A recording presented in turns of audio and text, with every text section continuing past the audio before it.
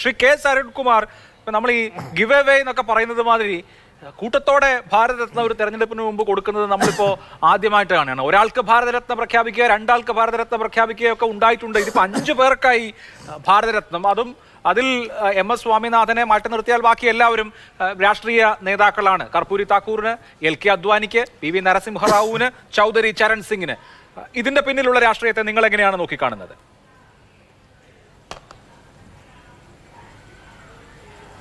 ഇവിടെ അങ്ങ് സൂചിപ്പിച്ചതുപോലെ ഇന്ത്യയുടെ ചരിത്രത്തിൽ ആദ്യമായി 5 പേർക്ക് ഭാരതരത്നം കൊടുക്കുന്ന ഒരു വർഷം തന്നെ 5 പേർക്ക് കൊടുക്കുന്നത് ചരിത്രത്തിൽ ആദ്യമായിട്ടാണ്. 1954 ആരംഭിച്ചതിന് ശേഷം ഇതുവരെയുള്ള ചരിത്രം എടുത്ത് പരിശോധിച്ചാൽ നമുക്ക് കാണാൻ കഴിയും.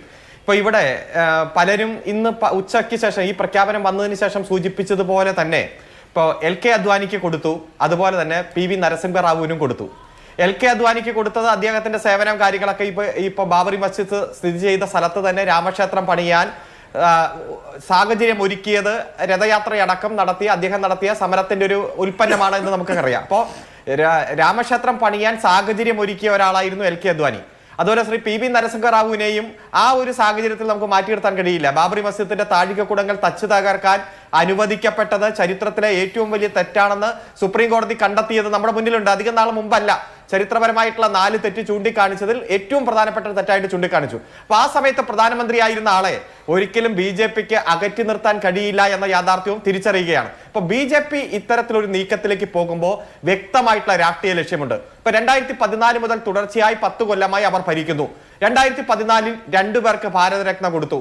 2015 ഭാരതരത്ന 2 പേർക്ക് കൊടുത്തു. അതിനുശേഷം തുടർച്ചയായിട്ട് കൊടുക്കുന്നില്ല.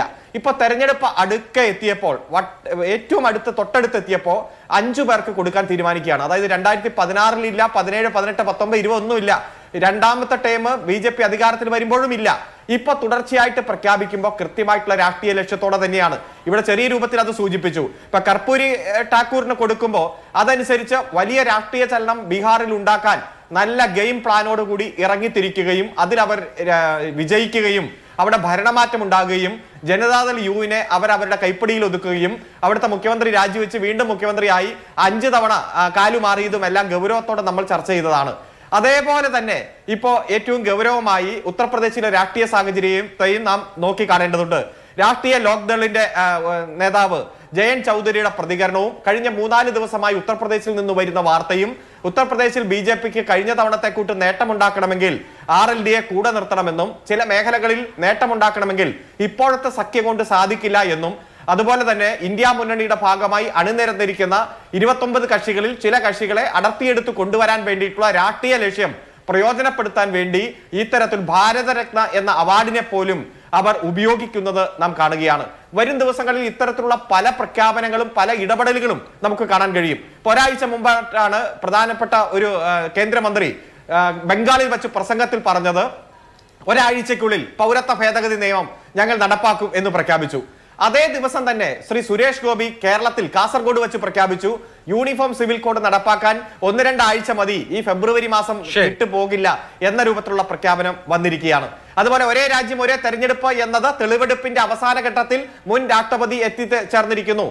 അതിന്റെ ഒരു തെളിവെടുപ്പിന്റെ അവസാന റിസൾട്ട് വരാൻ പോവുകയാണ്. അപ്പോ ഇവർ രാഷ്ട്രീയ മുദ്രാവാക്യമായി മുന്നോട്ട് വെച്ച മുഴുവൻ കാര്യങ്ങൾ, പ്രത്യേകിച്ച് ഭരണത്തിലേക്ക് തിരിച്ചു വരാൻ വേണ്ടിയിട്ടുള്ള സാഹചര്യം ഒരുക്കാൻ ഏത് തരത്തിലുള്ള പ്രഖ്യാപനവും തീരുമാനവും അതുപോലെ നമ്മുടെ രാജ്യത്തിന്റെ പ്രത്യേകതകളെ അട്ടിമറിച്ചുകൊണ്ടുള്ള തീരുമാനങ്ങൾ എടുക്കും എന്നതിൽ ഒരു മടിയുമില്ല, ഒരു ഭയമില്ല എന്ന് തെളിയിക്കുന്ന തരത്തിലുള്ള സാഹചര്യങ്ങളാണ് പുറത്തു വന്നുകൊണ്ടിരിക്കുന്നത്.